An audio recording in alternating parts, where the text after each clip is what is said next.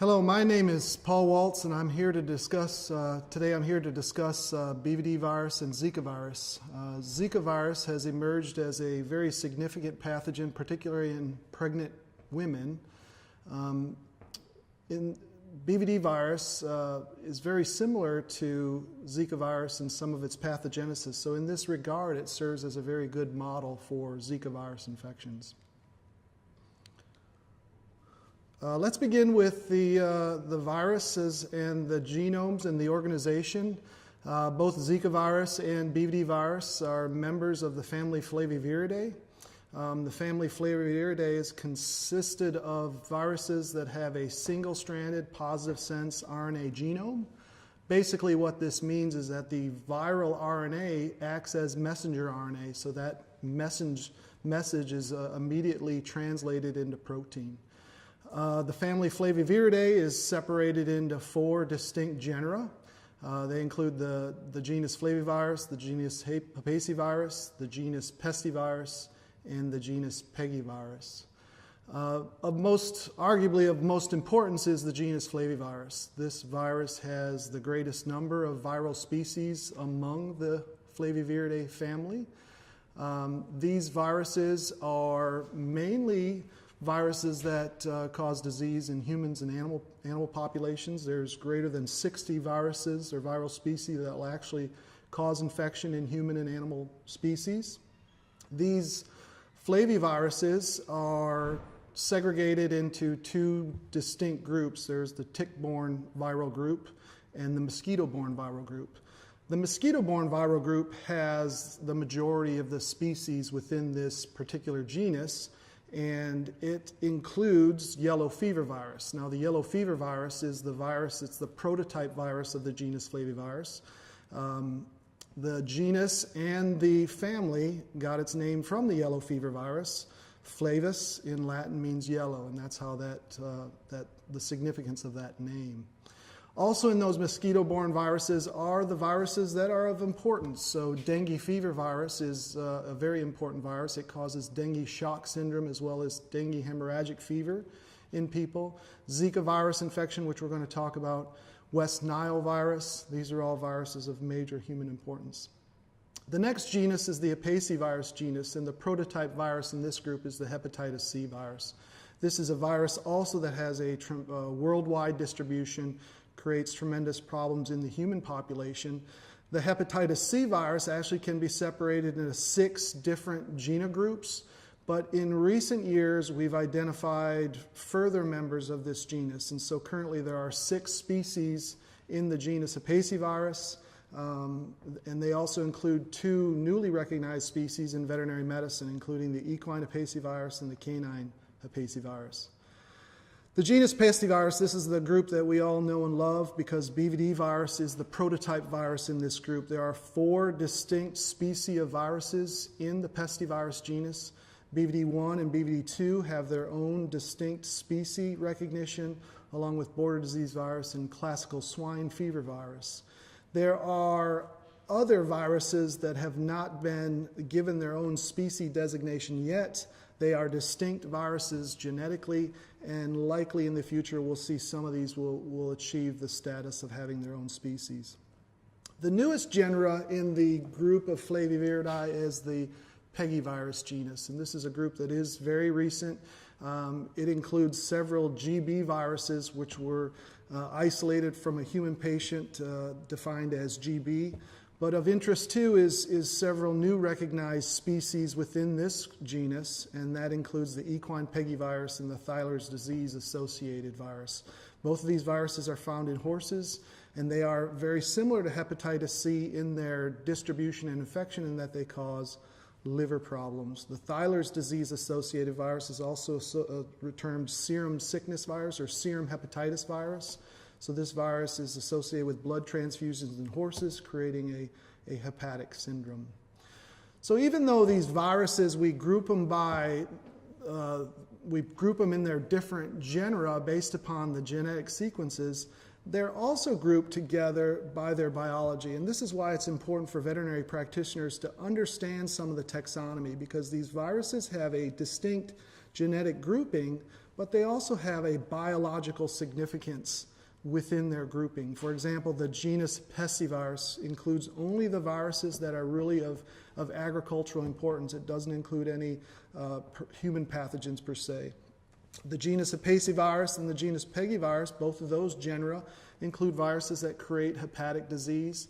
And then the genus Flavivirus is grouped together because they are the arboviral group.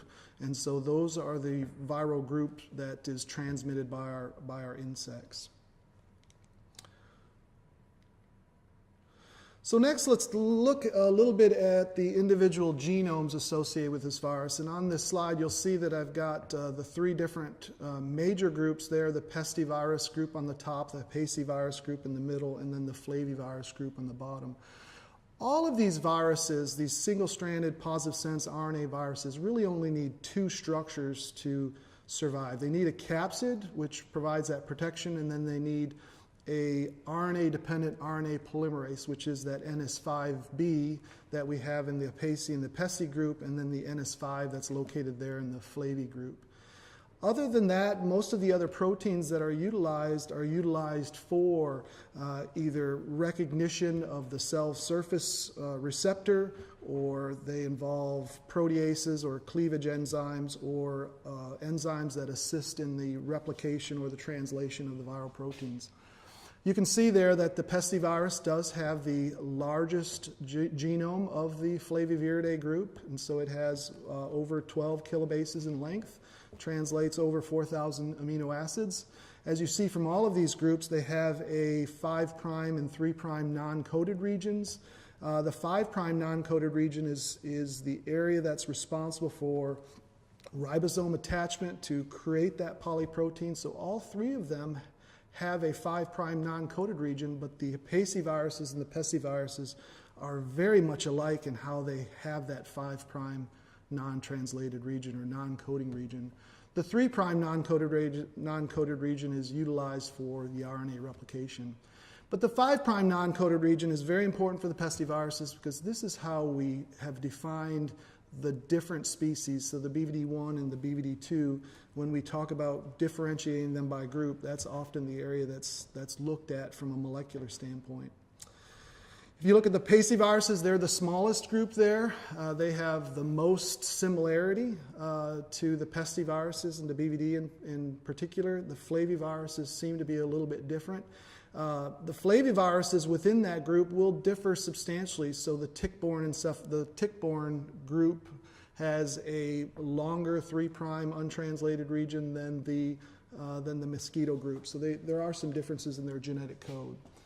But again, BVD is very important, and the reason it is important because it has two very unique types of protein. The N-Pro is the N-terminal protease. That's a very unique protein associated with BVD virus, as well as the eRNS, which is an envelope glycoprotein, and the RNS stands for ribonuclease secreted. So it has important functions as it relates to the cell and the host.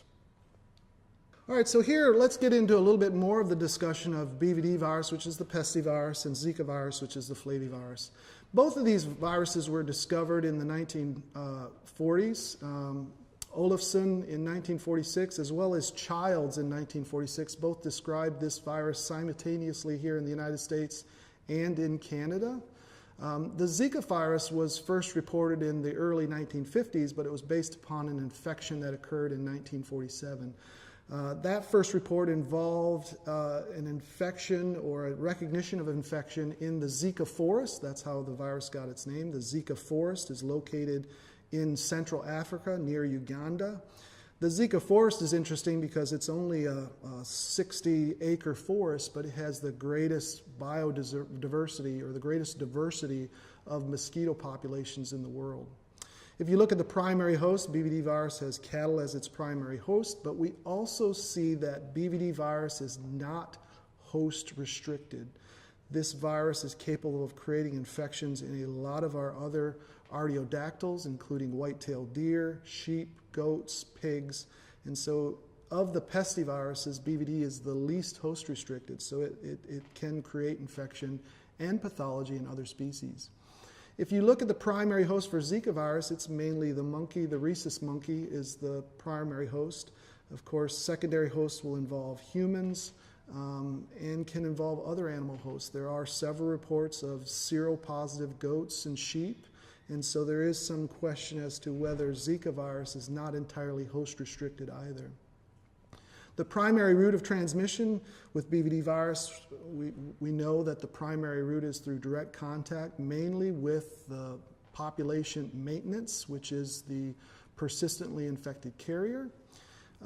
Versus Zika virus, the primary route of transmission is through the arboviral vector, the mosquitoes, and the Aedes aegypti is the predominant mosquito that's associated with transmission of Zika virus.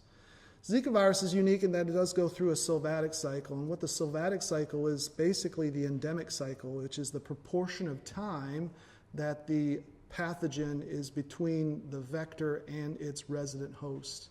Where we're starting to see the epidemic, or why we have an epidemic with Zika virus, is because the sylvatic cycle has caused a spillover into an epidemic or an epizootic cycle. And the epidemic cycle is resulted in infections in humans. The clinical manifestations is a real key feature. So the clinical manifestations are quite similar, which is why BVD virus and Zika virus behave biologically very similar in their infected host. Both of them result in a high degree of subclinical infections. It's estimated that 90% or greater of BVD viral infections are subclinical. It's estimated that 80% or greater of Zika virus infections are subclinical. Now, Zika virus does not create dead-end hosts in humans. And what is a dead-end host? A dead-end host is where a virus gets into the host but cannot replicate in a sufficient level to result in transmission. Of the flaviviruses, dengue, yellow fever, and Zika are the only three viruses where when they replicate in humans, they don't create a dead-end host situation. So those three viruses, as opposed to West Nile virus, where humans are dead-end hosts, those three viruses will replicate and can result in transmissions through the mosquito to other humans. And so that's an important feature. But again, both of these viral infections create a subclinical type of disease. So the global distribution, yes, it is global. BVD virus is endemic in most of our cattle populations across the world. And then if you look at Zika virus is mainly confined to areas that have the vector, but because of our world travel, the Zika virus can get out of those certain areas and actually can get into other mosquito species that can result in transmission. So let's focus a little bit on transmission and persistence. So with BVD virus, we totally understand that the persistent infected carrier is a major reservoir of the virus, and most of our herd infections are the result of acquisition of a persistently infected carrier. Persistent infected carrier cattle certainly don't live as long as normal cattle, but there are many instances of PI cattle that have lived multiple years and can result in transmission to other cattle. That acutely infected or transiently infected animals can certainly also be a source of transmission, albeit to a much lesser level than what PI animals are. But the real feature is that these persistently infected carriers, when they are put in contact with susceptible cows, pregnant cows, that can result in the generation of new generations of persistently infected calves. The Zika virus, of course, we've talked about, goes through a sylvatic cycle, and so the rhesus monkey is the primary host for this, so the virus will circulate between the rhesus monkey and the mosquito population, but then it will spill over into human populations. And in human populations, like I referred to previously, we do not see a dead-end host situation, so human-to-human transmission through mosquitoes is another major route of transmission. Other types of transmission occur and are similar between both BVD virus and Zika virus. We can have transmission through saliva, through nasal passages, through urine, and also sexual transmission is a feature of both Zika virus transmission and BVD virus transmission as well.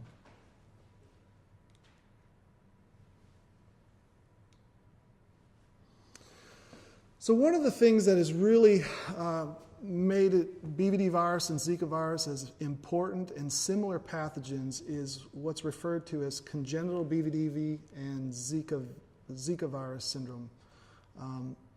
The outcome of fetal infection associated with both of these viral pathogens is highly dependent upon three main factors: the gestational age of the fetus at the time of infection, the organ system that is involved in the infection, and the properties of the virus, whether it relates to virulence or target cell population. And we know from our work with BVD virus that there are certain viral strains or viral populations that are much more virulent to a fetus than what other viral strains or populations are. A common feature that we see with congenital BVDV and Zika virus syndrome is the ability to affect the nervous system tissues. And the nervous system tissue has been a very large focus of study on Zika virus, but there are other similar features that they share with this congenital syndrome, including growth retardation, effects on fetal immune system function. And so the old saying that a viral infection of a developing fetus is benign is certainly not the case with either of these viral pathogens. The other interesting part when we compare BVD virus and Zika virus congenital syndromes, the virus can persist in fetal tissues. We know that viral persistence in cattle is through the process of persistent infection, but in some of the studies with Zika virus, the virus can persist in brain tissue and other tissues that may be either immunoprivileged or where immune system function is not to the full level that a postnatal human would be. When we compare the congenital defects of the central nervous system associated with BVD virus and Zika virus, microcephaly is a feature of both of those. One feature that's been reported in the literature with Zika virus are brain calcifications. And so brain calcifications is the most common feature associated with infection of the central nervous system associated with Zika virus. Cerebellar hypoplasia seems to be a feature that we see quite frequently with BVD virus infection of the developing calf fetus, and certainly that's something that's also observed in Zika virus infection, albeit at a lesser level or a lesser incidence than what we see it with BVD. But you can see the list. There's other features that are very common between the two: hydrocephalus and ventriculomegaly. Those are features that are associated with both, and we can also see widespread depletion of the various structures of the cerebrum and the cerebellum. What's not nearly, what's not as well known about Zika virus is what happens at different stages of pregnancy. This is an area that we have invested a lot of effort, and we have a better understanding of what may happen with congenital defects and other aspects of the infection in the developing fetus associated with BVD virus. When BVD virus affects the early developing embryo, embryo loss is something that's observed. Fetal death and expulsion of that developing fetus can occur at any time during gestation when it's associated with BVD virus, and this is another very important feature of Zika virus. Miscarriages are a very common report associated with Zika virus infection as well.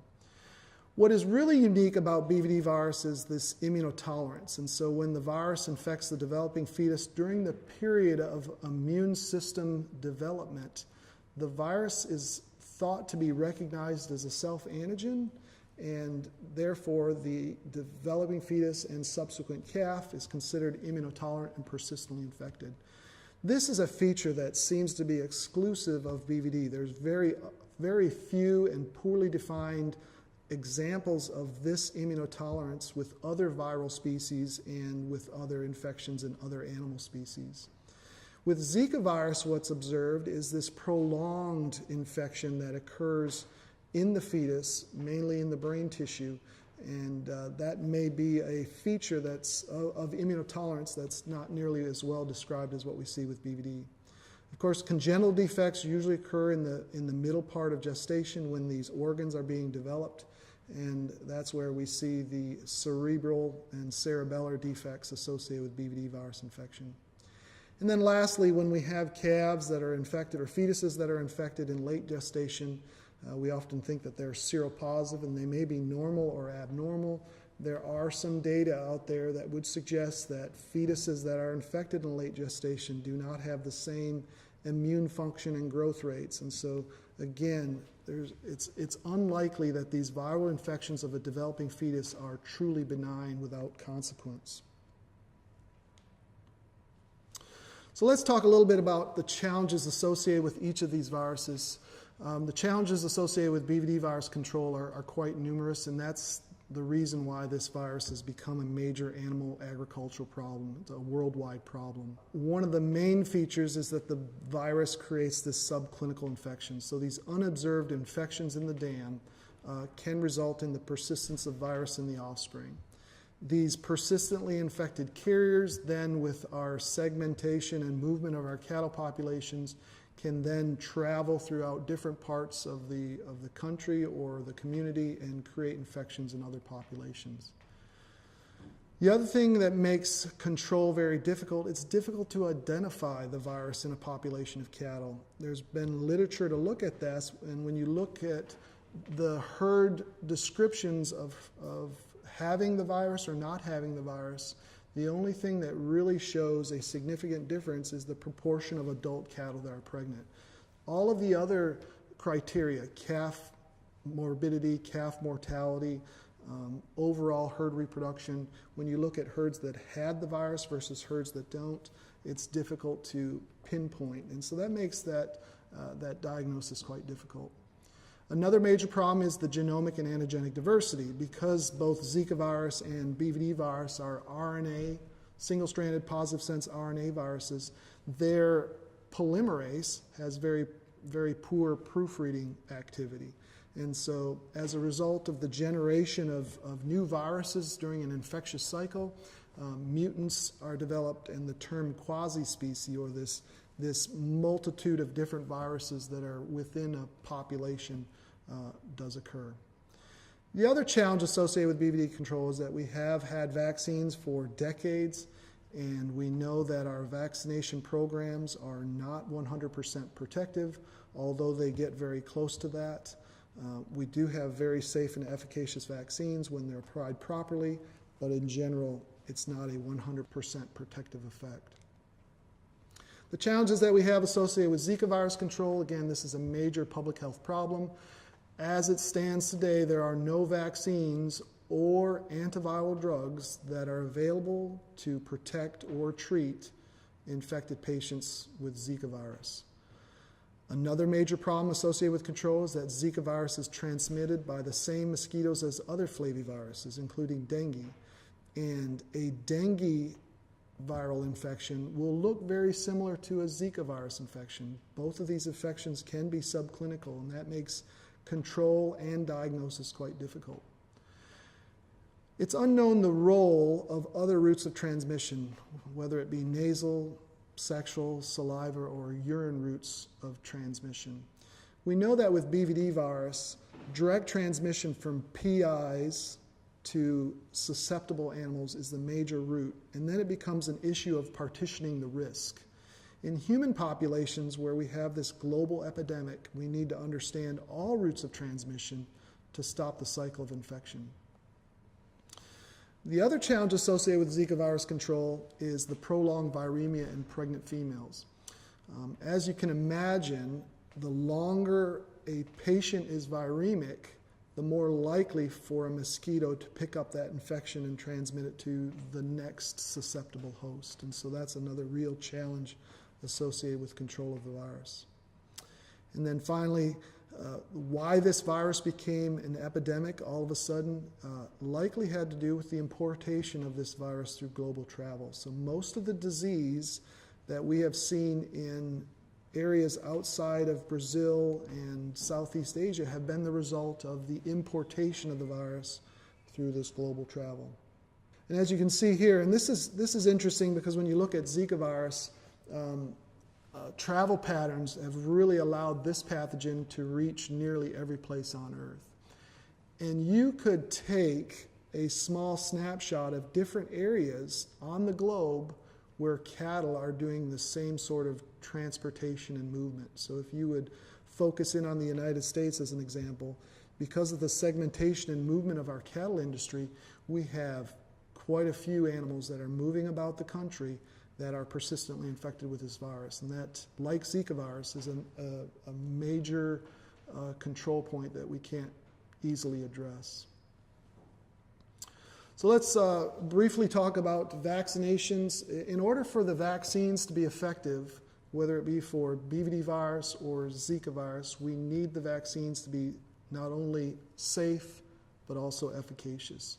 So the requirements for our vaccines, they got to protect against all strains of the virus. And we know that, again, with our RNA-dependent RNA polymerase, we have tremendous genetic diversity with each replication cycle. And that viral change results in an antigenic diversity. And so our vaccines have to take that into account and protect against all of those strains. The vaccines have to be safe for the pregnancy. So a Zika virus vaccine must be safe for a pregnancy. BVD virus vaccine should be safe for the pregnancy as well. The immune responses generated by both vaccines should induce a systemic and a genital immune response such that the virus can be stopped prior to creating the deleterious effects on the fetus. And then the other point is that the virus or the vaccines should lack transmission. And so this is a very important part of Zika virus vaccine development, is that when these vaccines are to become available, it's important that vaccinated individuals are not allowed to transmit the vaccine strains through the mosquito population. So on the right here, we have our classic vaccines and our ideal vaccine in terms of what these properties should offer. Modified live vaccines, of course, are able to replicate. They're able to stimulate cell-mediated immune responses.